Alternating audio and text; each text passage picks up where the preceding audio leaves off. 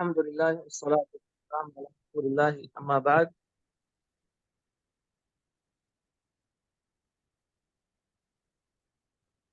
گزشتہ ہفتے ہم نے حدیث ابن عباس کے حوالے سے کچھ وضاحت شروع کی تھی کہ جس حدیث میں نبی کریم صلی اللہ علیہ وسلم نے حضرت عبداللہ بن عباس رضی اللہ عنہما کو کچھ بنیادی تعلیمات، عقائد اور نظریات کے حوالے سے کچھ ضروری باتیں سکھائی تھی،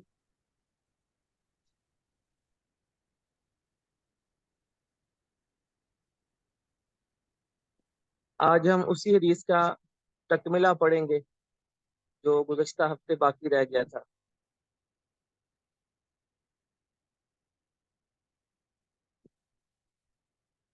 اوپر جو الفاظ ہم نے پڑھے تھے یہ سنن ترمذی کی روایت کے الفاظ تھے۔ ابھی اس کے بعد امام نووی رحمہ اللہ نے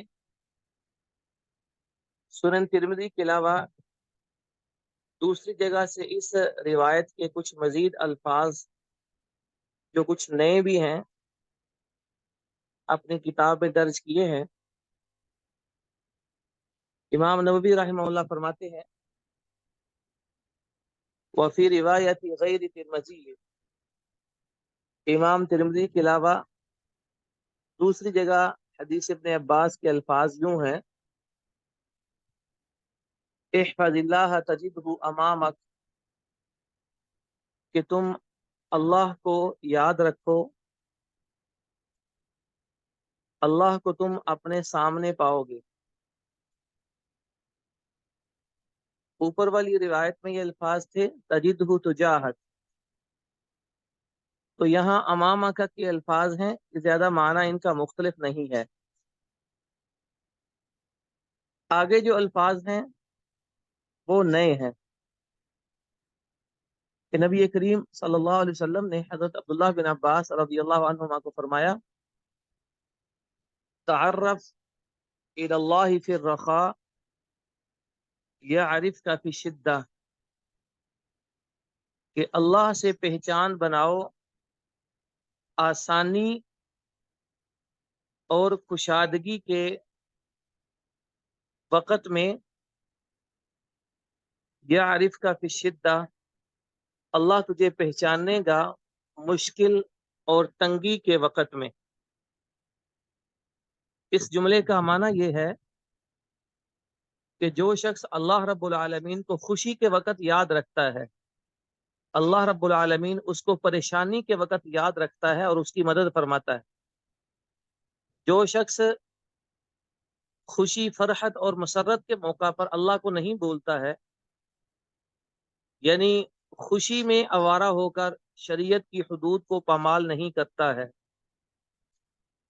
آسانی کے دنوں میں کہ جب اس کے پاس آسائش ہو، دولت ہو، ہر سہولت موجود ہو، اگر اس وقت بندہ اللہ کو یاد رکھتا ہے، اللہ سے پہچان اور دوستی بنا کر رکھتا ہے، یعنی اللہ کے حقوق ادا کرتا ہے، اللہ کی حدود کو توڑتا نہیں ہے، کیونکہ دنیا میں یہ عام ایک طریقہ اور انسانوں کی فطرت ہے کہ خوشی کے موقع پر اور آسان اوقات میں ان کو کچھ یاد نہیں رہتا ہے، صرف مستی، عیاشی،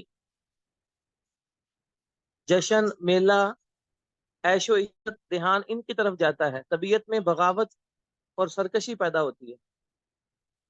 تو اس لیے نبی کریم علیہ الصلوۃ والسلام فرماتے ہیں کہ جو بندہ خوشی اور آسانی کے موقع پر اللہ کو یاد رکھتا ہے، یعرف کا فی شدہ، تو اللہ تجھے یاد رکھے گا جب تم پر کوئی مصیبت آئے گی، جب تم پر کوئی تکلیف آئے گی، جب تمہیں دکھ پہنچیں گے، تب اللہ تمہاری مدد کرنے کو آئے گا۔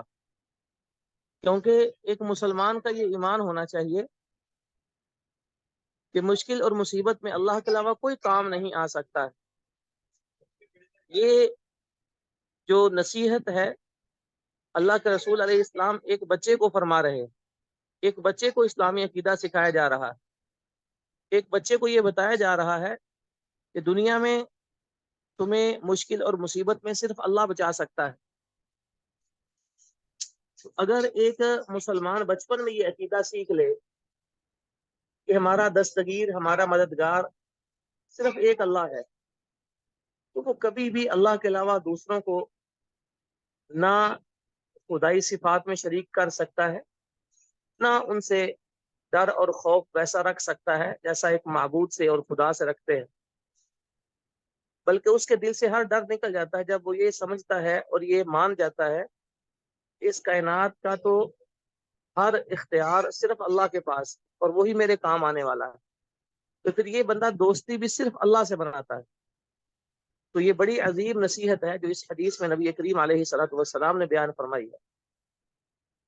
اس حدیث کے اگلا جملہ یہ ہے، وَعَلَمْ أَنَّ مَا أَخْطَأَكَ لَمْ يَكُنْ لِيُصِيبَكَ، یقین کرو کہ جو تکلیف اور مصیبت تمہیں نہیں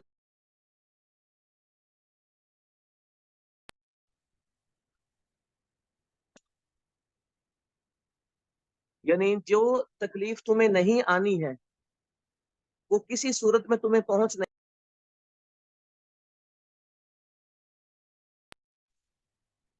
یعنی اللہ اگر تمہارے مقدر میں کوئی تکلیف اور مصیبت نہیں لکھی ہے تو وہ کبھی بھی ہو نہیں سکتا ہے کہ تمہیں پہنچ جائے اور تم پر نازل ہو جائے.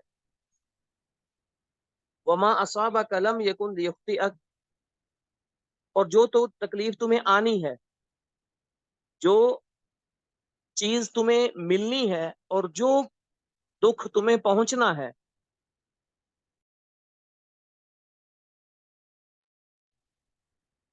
ایسا ہو نہیں سکتا ہے کہ وہ تمہیں نہ ملے یا تمہارے علاوہ کسی اور کو ہو جائے. جو تمہارے مقدر میں لکھا ہے وہ تمہیں ہی ملنے اور تمہیں ہی پہنچنے والا ہے.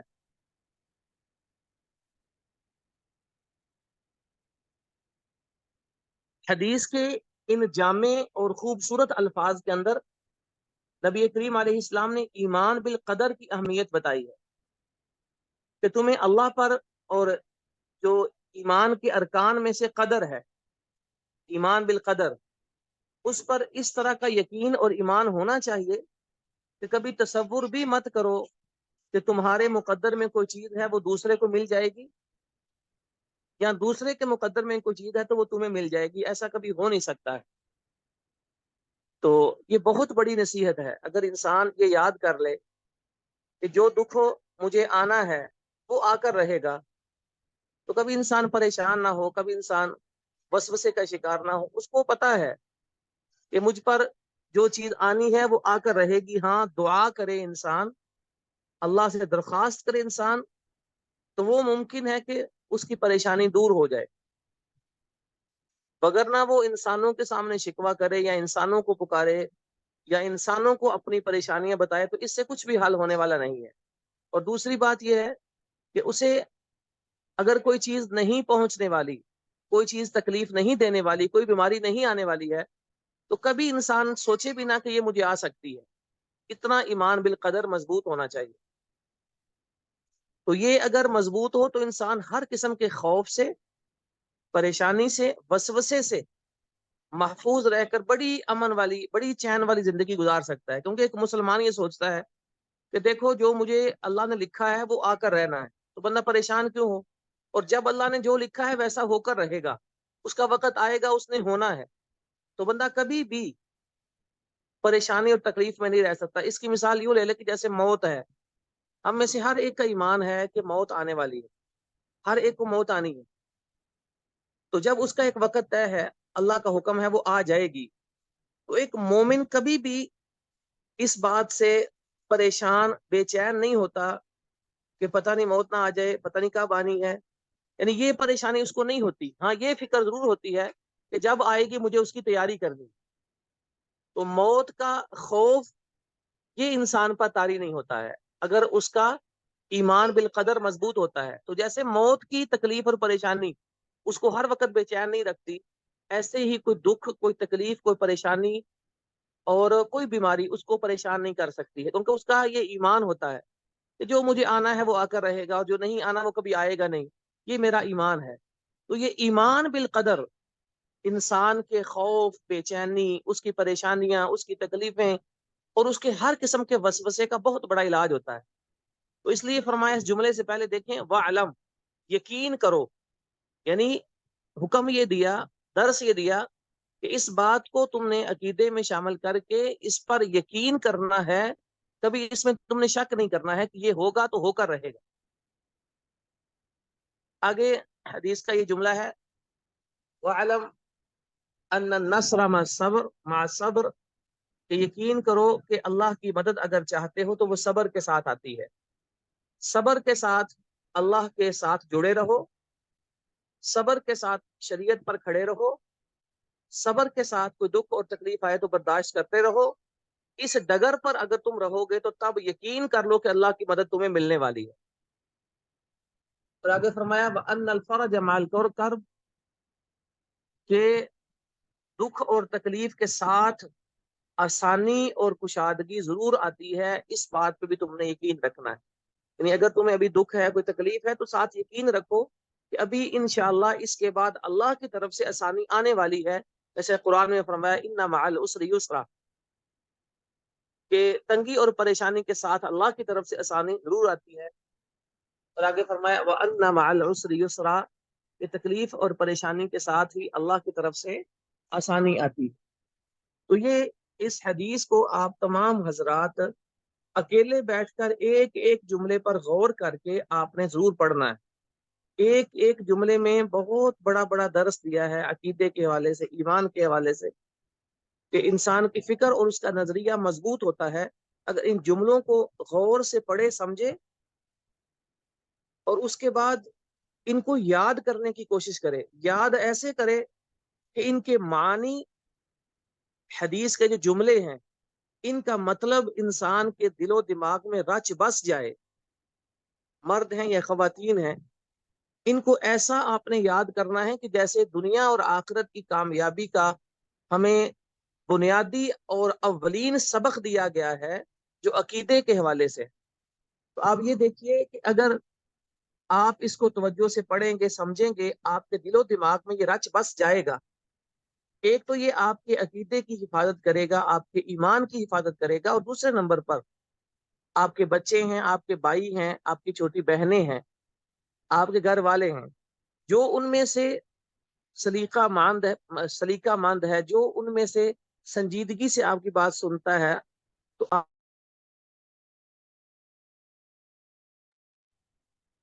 آپ اس کو، چھوٹا ہے، ہم عمر ہے، ایک ایک جملہ اس کو سکھائیں، اس کو زبانی یاد کرائیں. آپ ذرا غور کریں کہ نبی کریم علیہ السلام کتنے سال کی عمر کے بچے کو یہ درس سکھا رہے ہیں. 12-13 سال کا بچہ ہے. تو ہمارے بھی اس طرح کے کتنے بچے ہوں گے، اس سے بڑے چھوٹے بھی ہوں گے. تو یہ چھوٹے چھوٹے جملے آپ ان کو یاد کروائیں اور اس کے ساتھ ساتھ سمپل سا ان کا مفہوم بھی ان کو بتائیں. تو انشاءاللہ اس تربیت سے جو ان کا عقیدہ مضبوط ہوگا، وہ ساری زندگی کے لیے ان کے ایمان کی حفاظت کرے گا. کیونکہ اس حدیث میں جو الفاظ ہیں وہ جوامع الکلم میں سے ہیں جو اللہ کے رسول علیہ السلام نے بتائے اور سکھائے ہیں. آج ہماری یہ کلاس مختصر سی ہے. اگلی حدیث انشاءاللہ ہم اگلے سبق اور اگلے ہفتے سے شروع کریں گے. آج کچھ مصروفیت تھی تو صرف یہ حدیث مکمل کرنے کے لیے میں نے مختصر سی یہ کلاس لی تھی. انشاءاللہ اگلے ہفتے سے آگے ہم حدیث شروع کریں گے. سبحانک اللہم و بحمدک، اشہد ان لا الہ الا انت، استغفرک و اتوب الیک. السلام علیکم ورحمۃ اللہ وبرکاتہ.